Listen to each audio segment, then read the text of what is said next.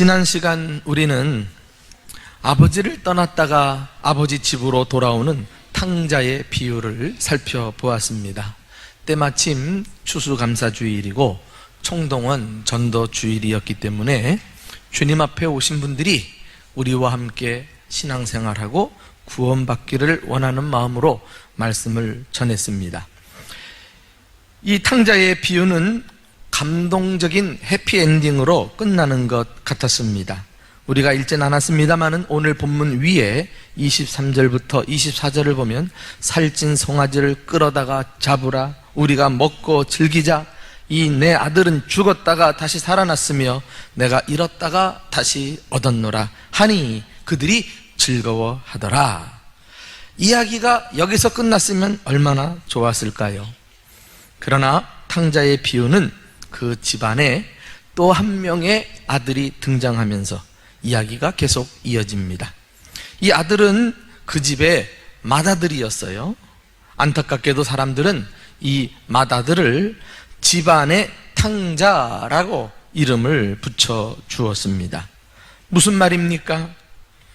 둘째 아들은 집을 떠나 밖에서 방탕하게 살다가 누이치고 돌아온 탕자라면, 이 맏아들은 아버지와 함께 집안에 살고 있었지만 마음은 아버지로부터 멀리 떠나 있었던 또 다른 탕자라는 것입니다. 차라리 집 밖의 탕자였던 둘째 아들은 돌아와서 나중에 아버지를 기쁘게 해드렸지만, 이 집안의 탕자는 줄곧 아버지와 함께 있으면서도 그 마음을 아프게 했던 아들이었던 것입니다. 그래서 본문을 마지막까지 읽어보면 둘째 아들보다 맏아들을 더 나쁜 사람으로 묘사하고 있습니다. 사랑하는 교우 여러분, 아버지를 떠난 적도 없는데 집안에 있으면서도 탕자가 될 수 있다는 사실을 아십니까? 오랫동안 아버지와 함께 지냈다는 사실에서 교회로 말하면 맏아들은 믿음의 연조가 짧지 않은 초신자가 결코 아닙니다. 그는 모태신앙이든지 아니면 적어도 주일학교 출신 정도는 됐을 것입니다. 아니 어쩌면 전도회 임원 내지는 직분을 가진 중직자인지도 모릅니다. 그런데 오랜 신앙생활이 무색하게 하나님의 뜻과 상관없이 자기 생각대로 자기 방식을 따라 봉사하고 헌신하면서 교회 안에서 탕자로 남아버린 것입니다. 이런 사람은 봉사하면 할수록 하나님 아버지의 마음을 아프게 하고 다른 하나님의 자녀들에게 손해를 끼치는 것을 보게 됩니다. 교회를 오래 다닌 사람들은 맏아들을 보면서 그와 비슷한 특징들을 가지고 있는지 자신을 한번 좀 점검해보는 기회를 가졌으면 좋겠습니다. 그리고 그것들을 찾아내서 하나하나 스스로 고쳐나가지 않는다면 우리의 교회 생활은 소위 매너리즘에 빠지게 돼요. 타성에 젖어버리는 것이죠. 그리고 신앙은 생명이 없는 죽은 신앙으로 전락해버리고 말 것입니다. 사실 예수님께서 탕자의 비유를 소개하면서 이 맏아들을 이야기하실 때는 예수님 주변에서 예수님을 대적했던 당시의 바리새인들과 서기관들을 주목하고 하신 말씀입니다. 그들은 선민의식을 가지고 누구보다도 신앙생활을 잘하는 사람인 줄로 스스로 착각을 했으니까요. 그리고 자기 의를 드러내면서 자기들처럼 믿지 않는 사람들은 다 판단하고 정죄하는 이런 일을 다반사로 해왔던 사람입니다.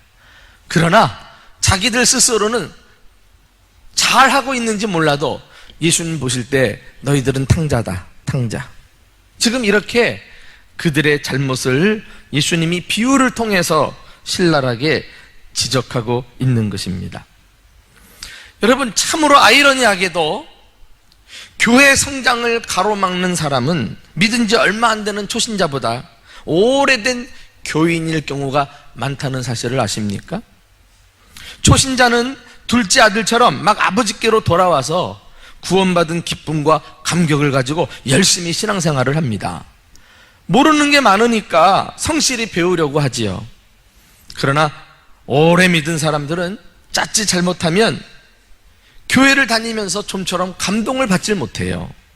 타성에 젖어서 다람쥐 쳇바퀴 돌듯 습관적으로 신앙생활을 하게 됩니다. 또 진리에 대해서 스스로 많이 안다고 생각하고 새롭게 배우려고도 하지 않아요. 남이 간섭하는 것도 싫습니다. 그러다가 결국 성장이 멈추어 버린 것도 모르고 지금까지 해온 자기 방식만을 옳다고 고수하면서 그 방식을 따라 계속해 나가는 거예요. 영원한 탕자로 전락해버리고 마는 것이죠. 이 집안의 탕자였던 맏아들이 꼭 그렇게 했어요. 그는 지금 자기 생각과 다른 일들이 집안에서 벌어지고 있는 것을 못마땅하게 생각합니다. 그리고 온몸으로 저항을 하고 있는 거예요. 그 바람에 맏아들은 집으로 뛰어들어가서 기쁨에 동참하지 못하고 주변인으로 머물러 있게 됩니다. 종도 아닌데 아들이 말이에요. 그는 기뻐하는 것은 고사하고 오히려 심기가 불편했을 정도니까 참 아버지로부터 멀리 떠나 있어도 한참 떠난 탕자가 아닐까요? 자, 이 맏아들의 행동을 우리가 직접 눈으로 확인을 해보겠습니다. 25절부터 28절까지 같이 읽어보실까요? 시작. 맏아들은 밭에 있다가 돌아와 집에 가까이 왔을 때에 풍악과 춤추는 소리를 듣고 한 종을 불러 이 무슨 일인가 물은데 대답하되 당신의 동생이 돌아왔음에 당신의 아버지가 건강한 그를 다시 맞아들이게 되므로 인하여 살찐 송아지를 잡았나이다 하니 그가 노하여 들어가고자 하지 아니하거늘. 여러분, 지금 맏아들의 행동을 우리가 좀 엿볼 수가 있는데 대단히 미숙한 면이 보이고 있습니다. 먼저 그는 어떤 사태를 파악하기 위해서 한 종을 불러가지고 그로부터 이야기를 들어요. 맏아들은 아버지에게 가서 직접 묻지 않고 말이죠, 이렇게 한 다리를 걸쳐가지고 다른 사람에게 문제를 물어봅니다. 여러분, 종은 이해 당사자가 아니죠. 그러니까 자기 입장에서 자기 편리한 대로 아무렇게나 말할 수 있는 무책임한 사람이에요. 여러분, 문제를 잘 파악하고 그것을 해결하려면은 이해 당사자에게 직접 가서 들었고 상황을 면밀히 파악할 수 있습니다. 그래야 오해가 생기지 않고 내가 말을 해도 실수를 하질 않아요. 처음부터 맏아들이 아버지에게 묻고 아버지에게 대답을 들었다면 이렇게 끝까지 탕자로 남아있지는 않았을 거예요. 저도 목회를 해보면서 말이죠, 어떤 사람이 시험에 딱 들었어요. 그런데 그것을 속히 극복하지 못하고 점점 더 수렁으로 빠져들어가는 사람들 보면 공통적으로 거의 그를 닮은 부정적인 사람들이 늘 함께 교제를 나누면서 자기들끼리 주고받고 자기들끼리 주고받으면서 더 멀리 교회와 달아나는 것을 보게 되어요. 참 안타까워요. 그런데 어떤 사람은 시험이 들었는데 빨리 떨쳐버립니다. 예외 없이 그 사람 근처에는 인격이 성숙하고 그리고 대단히 긍정적인 사람이 믿음으로 격려하고 권면하면서 이렇게 내는 것을 볼 수가 있어요. 미숙한 사람은 가까이에 있는 사람들의 이야기를 무책임하게 들으면서 듣는 족적 휘둘려요. 그리고 자기가 마치 의인인 양 그 일을 판단합니다. 비판합니다. 그에게는 즐길 수 있는 여유가 이미 사라져 버린 것이죠. 그런데 이렇게 다른 사람으로부터 정보를 듣고 그 정보도 올바른 정보인지 모르겠지만은 그가 나타낸 반응이 뭐예요? 28절 보면 그가 노하여 집에 들어가지도 않으려고 그래요. 안 들어가지 않았죠. 여러분, 그렇게 기다리던 동생이 살아 돌아왔으면 송아지 한 마리쯤 이건 뭐 잡아도 마땅한 일 아니겠어요? 그런데 오히려 기뻐하기보다 노했다. 여기 노했다는 단어는요, 히브리 단어에 그냥 단순한 감정이 아니라 코를 벌렁거리면서 아주 대단히 격발한 것을 말해요. 그러니까 그동안 무슨 이유인지 아버지에게 있으면서 아버지와 멀찍이 심정적인 거리를 두고 못마땅한 것이 쌓이다가 이제 상황이 조성되니까 거침없이 화를 드러내고 만 거예요. 그리고는 삐져가지고 집에도 들어가지 않고 말이죠. 계속 배회하고 방황하고 주변을 돌아요. 미숙함의 극치가 아닐까요? 참 무책임하고 이렇게 공동체의 구성원으로 자리를 잡아가지 못하는 안타까운 일들을 우리가 이 마다들을 통해서 엿볼 수가 있습니다. 올해 우리 교회는 교회 설립 60주년을 맞아 의미 있는 여러 가지 행사들을 개최했어요. 세계 선교대회를 비롯해서 세종 중부교회 분립개척, 그리고 홈커밍데이와 최근에는 베트남 선교사 파송까지. 어떻게 보면은 한 교회가 평생 한 번 할까 말까 한 일들을 우리 교회가 올해 한 해 동안 거뜬히 해낸 것입니다. 이런 일들을 하나하나 추진해 나가면서 하나님이 우리 교회를 얼마나 사랑하시는지 몸소 느낄 수가 있었고요, 하나님의 도우심의 손길이 우리 교회와 함께 하셨음을 경험할 수 있었어요. 한마디로 모든 것이 하나님의 은혜로 된 것입니다. 우리가 그만한 역량이 있고 그렇게 할 수 있었기 때문에 된 것이 아니라 주님 뜻을 받들어 주님 기뻐하시는 일을 하려고 하니까 주님이 일이 되도록 도와주시는 것을 느꼈어요. 아, 이게 주님의 일이구나, 이게 교회의 일이구나, 이것을 모르고 말이죠, 이것저것 따지다가 된다 안 된다 말하면서 기회를 다 놓쳐버리면 아무 일도 못하더라고. 그런데 성도들의 마음을 모아서 하나님이 우리를 이끄시고 우리는 순종하면서 가니까 정말 올 한 해 참 중요한 일들을 거뜬히 감당을 했습니다. 그런데 여기서 내가 교우 여러분들에게 묻고 싶은 질문 한 가지가 있어요. 특히 교회를 오래 다닌 분들에게 묻습니다. 과연 여러분은 가끔 교회 안에서 벌어지는 여러 가지 일들을 보면서 얼마나 기뻐하셨습니까? 그것이 나의 일처럼 자부심으로 느껴지셨습니까? 그리고 교회가 자랑스럽게 생각이 들던가요? 혹 그렇지 않고 올해 교회가 해온 일들이 나와 상관없는 일처럼 느껴지고 별로 마음에 기쁨이 일어나지 않는다면, 그래서 함께 즐기지 못하고 무관심하게 지나왔다면 그런 사람은 집안의 탕자가 될 가능성이 많습니다. 우리는 고민해야 합니다. 내가 탕자라? 나 지금까지 잘해온 것 같은데? 바리새인들이 스스로 속았거든요. 남들 다 기뻐하고 즐거워할 때 함께 기쁨을 누리지 못하고 오직 화를 내면서 엇박자를 놓는 이것이 정상적인 현상이라고 볼 수 없죠. 그러므로 우리는 집안의 탕자인 마다들에게서 오래 신앙생활한 사람들이 경계해야 될 몇 가지 문제점을 발견하게 됩니다. 저는 지난 시간 초대받아 이 자리에 함께 오신 전혀 주님을 믿지 않는 사람들을 위해 메시지를 전했다면, 오늘은 우리 교회를 구성하고 있는 오래된 성도들, 함께 예배하는 모든 분들이 해당이 될 것이에요. 특별히 이분들에게 저는 하나님의 말씀을 전하고 도전을 끼치고 싶습니다. 첫째로 이 마다들의 문제는 아버지의 마음을 이해하지 못했다는 것입니다. 자기 동생이 집을 나간 뒤로 아버지는 단 하루도 편할 날이 없었을 거예요. 틈만 나면 마을로 나가서 아들을 기다리고 있습니다. 그 바람에 시력도 다 잃어버린 상태가 되지 않았을까요? 그 모습을 가장 가까이에서 한두 번 지켜본 게 아니에요, 이 마다들이.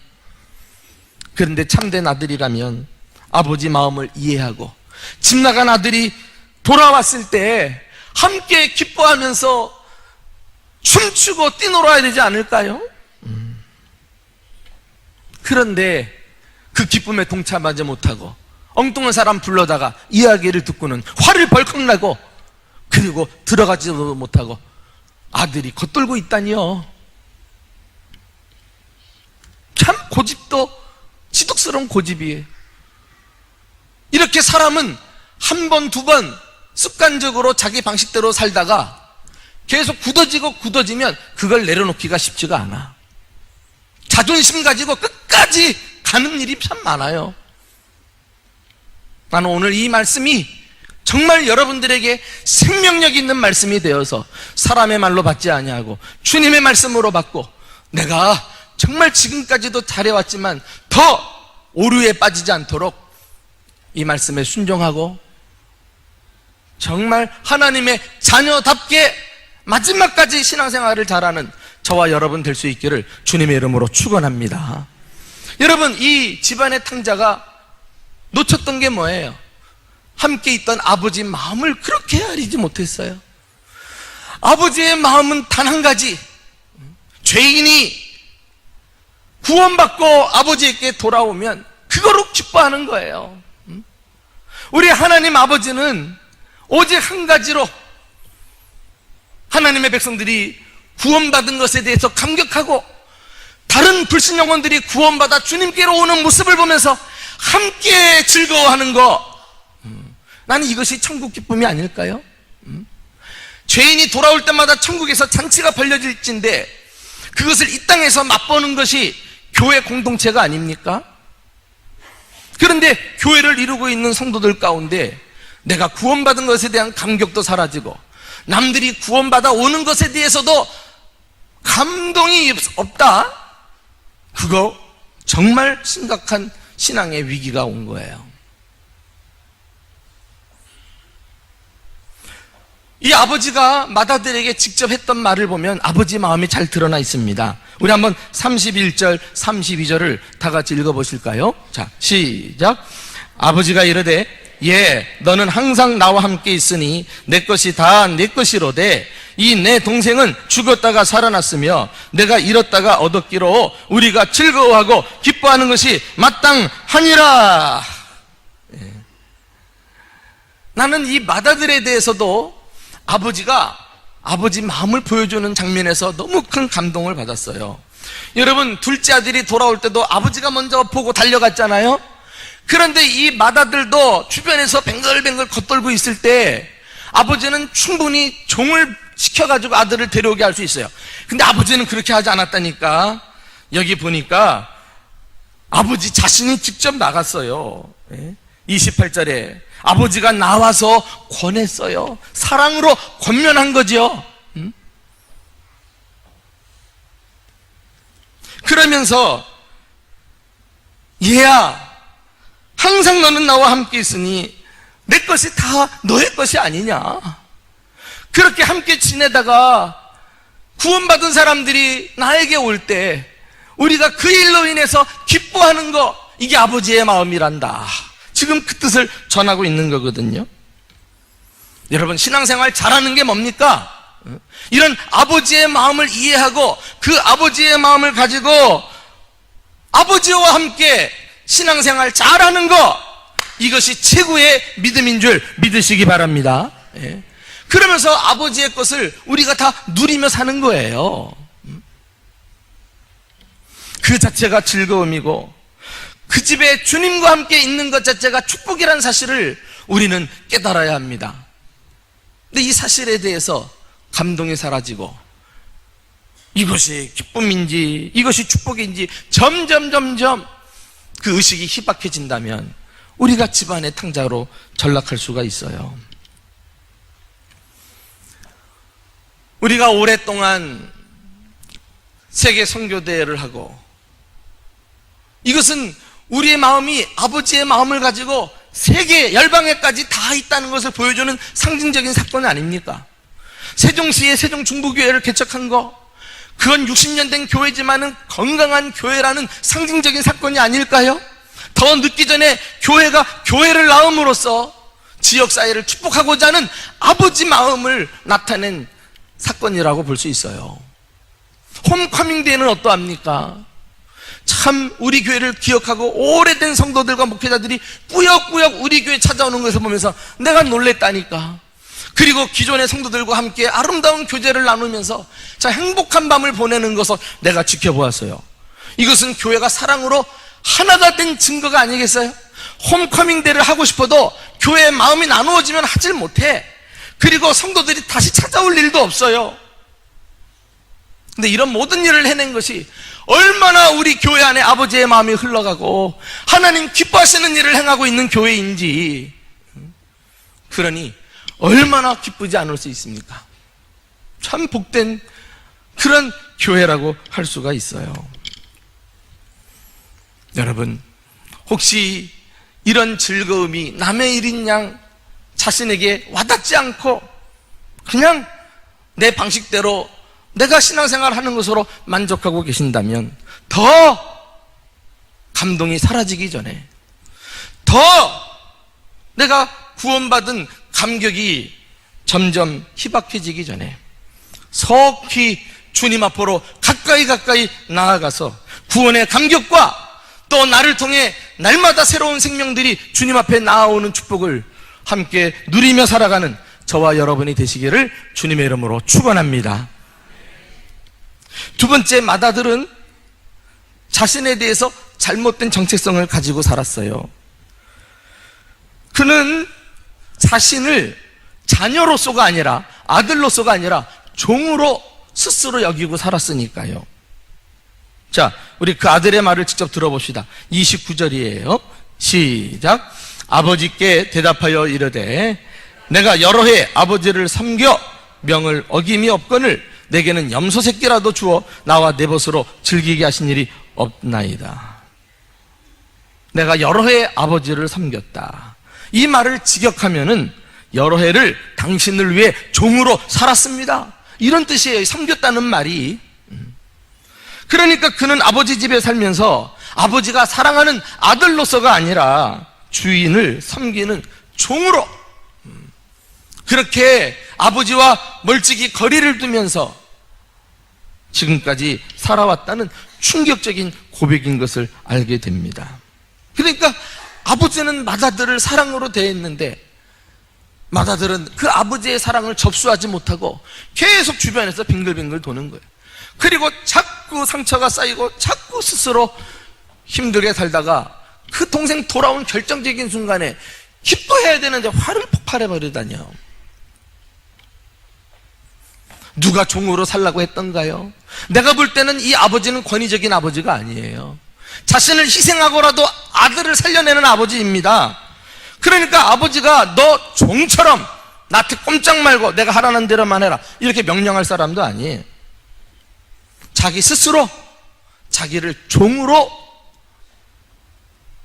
여기면서 그렇게 살아왔어요. 그리고서는 말이죠, 자기가 한 일만큼 아버지에게 인정받기를 원하고 대가를 지불하는 것을 보잖아요. 염소 새끼 한 마리라도 주어야 되지 않겠습니까? 이런 거예요. 이게 종의 특징이에요. 종의 특징. 여러분, 종의 정체성을 가진 사람들은 자유인과 달라요. 그는 일을 해도 기쁨이 없어요. 특권의식을 느끼지 못합니다. 그리고 그 일 자체를 아주 힘들게 억지로 하는 성향이 있어요. 그리고 인정받으려고 하고 그리고 대가를 요구하는 것을 볼 수가 있습니다. 혹시 우리 중에 오랫동안 신앙생활하면서 예전에는 참 봉사할 때 기쁨이 있었고 자발적으로 내가 앞장서서 했는데 요즘은 그 기쁨도 찾아볼 수가 없고 마치 억지로 마지못해 사람 눈치 보면서 그냥 발을 들여놓은 듯 그렇게 봉사하는 사람 없습니까? 우리 하늘 아버지가 우리 각 사람에게 바라는 진정한 정체성은 아버지가 사랑하는 자녀로서 주님이 주시는 자유를 만끽하면서 무슨 일 해도 기쁨이 있고 자녀의 특권을 마음껏 누리면서 좀 행복한 신앙생활을 하는 것, 이것이 아버지의 뜻이 아닐까요?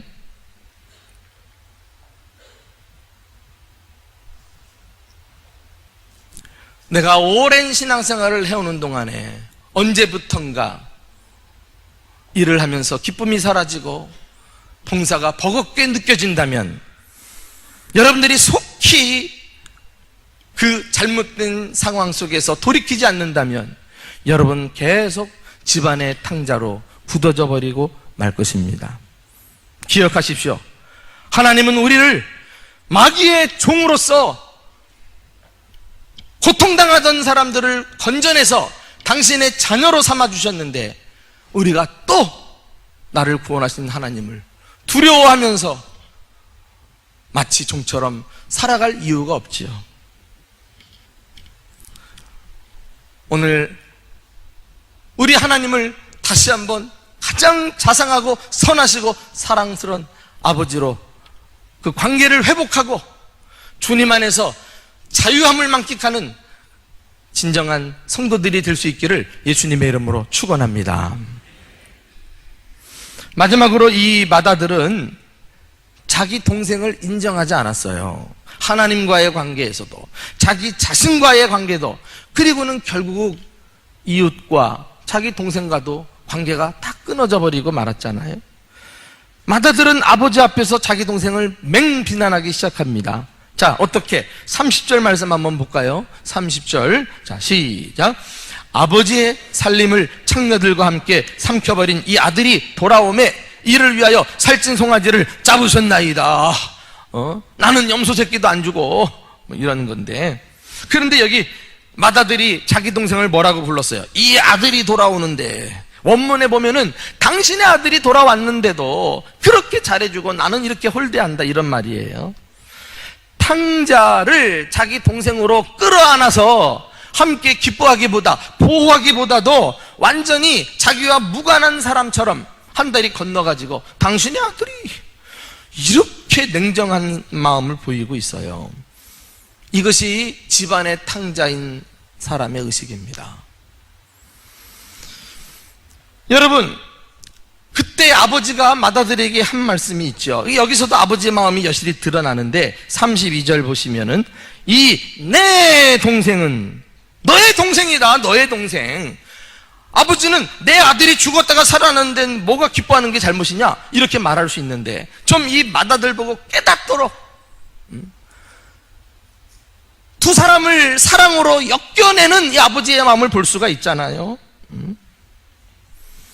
너는 나를 떠나지 않고 그렇게 성실하게 일해준 거 고맙지만, 내가 진짜 원하는 것은 너의 동생을 너의 동생으로 여겨주고 사랑으로 화목하게 지내는 거, 이거 내가 원하는 것이란다. 너의 동생을 마음을 다해 사랑해다오. 우리가요, 교회 생활하면서 가까이 대하는 성도들, 이전에는 성도들이 참 반갑고 참 소중하게 느껴지고 하나님의 가족이라는 인식이 분명히 있었는데, 어느 날부터 말이죠, 성도들이 그냥 남처럼 느껴지고 별로 나와 상관없는 사람처럼 느껴지고,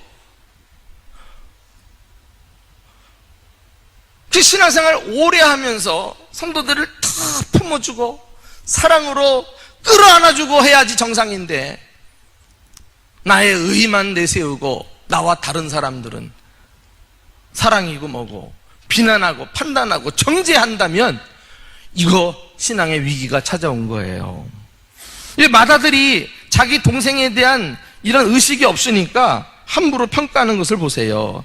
30절에 보니까 아버지의 살림을 창녀들과 함께 삼켜버린 이 아들, 끝까지 이 아들이야, 이 아들, 당신의 아들이야. 응? 참으로 과장되고 가시돋친 비판입니다. 동생이 허랑방탕했지만은 모든 재산을 다 창녀들과 집어삼켜버린 거는 아닐 거예요. 그런데 과일반화해가지고 무조건 다 그냥 창녀 쪽으로 몰아가나요. 근데 심리학적으로 이런 거 있어요. 내가 비난하는 것을 보면은 내 안에 그런 요소가 잠재되어 있기 때문에 내가 보는 것을 가지고 비난하는 수가 참 많아. 그러니까 틀림없는데 이 마다들은 자기 안에도 그런 음란한 요소가 있으면서 마치 자기는 성실하고 의로운 아들처럼 행세하지만은 결정적인 순간에 자기 동생을 비판할 때 그 마음속에 있는 것을 끄집어내면서 비판하잖아. 다른 사람은 그렇게 보이지도 않는데 자기는 유독 그렇게 느껴지는 거야. 자기 안에 문제가 있는 거예요. 자기 안에 사실은. 그러니까 비판하고 판단하는 사람은 사실 자기 자신의 모습을 판단하는 것이라고 보아도 틀림이 없어요.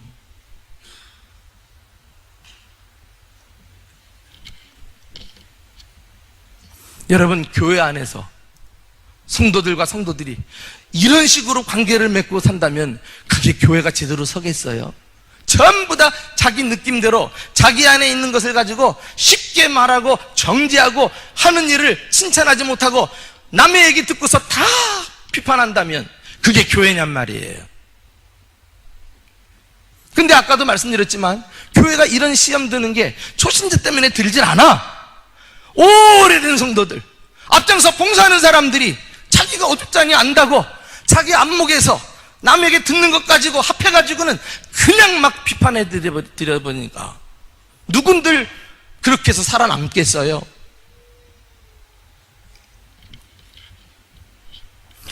여러분, 저는 우리 교회가 올해로 60주년을 열심히 은혜로 달려온 교회라고 말씀드렸어요. 그리고 이제 또 다른 60년을 향해서 내년부터는 은혜로 비상하자고 말씀드렸어요. 이게 말로 됩니까? 정말 우리 교회는 그 어느 때보다도 성숙한 자녀 의식을 가진 진정한 일꾼들이 필요한 것 아니겠어요?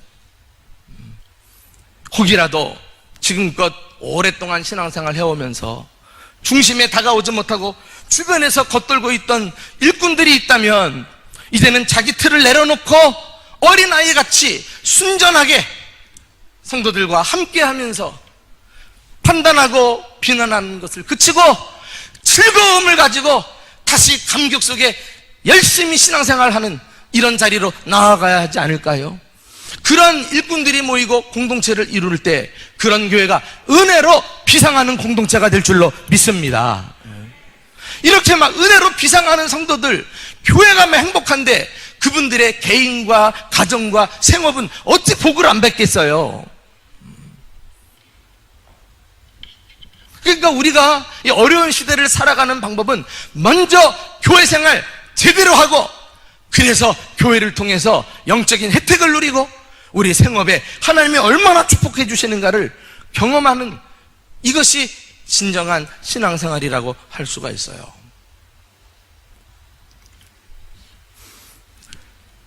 재미있는 것은 이 비유는 마다들이 아버지의 권고대로 집으로 들어갔는지 이야기하지 않은 채 미완으로 끝이 납니다. 아버지가 뛰쳐나와가지고 아이고 아들아 너 거기서 뭐하고 있니? 자 들어가자. 아마 틀림없이 그렇게 했을 거예요. 그 많은 말로 권면하면서 말이죠. 참 궁금한 거예요. 이렇게 결론을 내리지 않고 끝나는 거 보면은 과연 그 아버지가 사랑으로 큰아들을 설득해가지고 아버지와 함께 집에 들어가서 행복하게 지냈는지, 아니면 끝까지 집 밖에서 주변인으로 남고 있었는지 궁금하기 짝이 없어요. 왜 오늘 비유는 이렇게 가로를 열어놓고 끝났을까요? 그것은 그 이야기의 진짜 결론은 오늘 우리들이 내려보라는 거예요. 오늘 이 하나님의 말씀 앞에서 내가 여전히 분노하면서 판단하면서 중심으로 나아가지 못하고 주변인으로 머물러 있을 것인지, 아니면 속히 깨닫고 이제 은혜로 비상할 우리 교회를 위해 마음으로 하나가 되어 참 구원받은 감격을 가지고 우리 교회로 기쁨찬 공동체를 만드는 일에 힘을 보탤 것인지 우리가 결정을 해야 합니다. 여러분은 예수님 믿고 집안의 탕자는 혹 아니십니까? 한번 스스로를 점검해 보세요. 마다들은 아버지의 마음을 이해하지 못했어요. 우리는 오랜 신앙생활과 비례해서 더 구원의 감격과 구령 열정을 가지고 살아가는 저와 여러분 되시기를 주님의 이름으로 축원합니다. 마다들은 잘못된 정체성을 가지고 살았어요. 우리는 종이 아니라 누가 보라도 특권을 누리는 자녀들입니다. 자녀답게 살아가기를 힘써야 할 것입니다. 마다들은 자기 동생을 인정하지 않았어요. 우리는 신앙생활 오래 하면 오래 할수록 나와 다른 구원받은 성도들을 더 가족으로 끌어안아주고 사랑으로 품어주고, 그리고 비난과 판단은 멈추고 오히려 그를 있는 모습 그대로 끌어안아준다면 얼마나 주님 기뻐하실 신앙생활일까요? 우리는 더 이상 집안의 탕자가 아니라 하나님 아버지의 당당한 자녀로서 주님 오시는 날까지 기쁨찬 신앙생활을 해내는 저와 여러분 되시기를 예수님의 이름으로 축원합니다.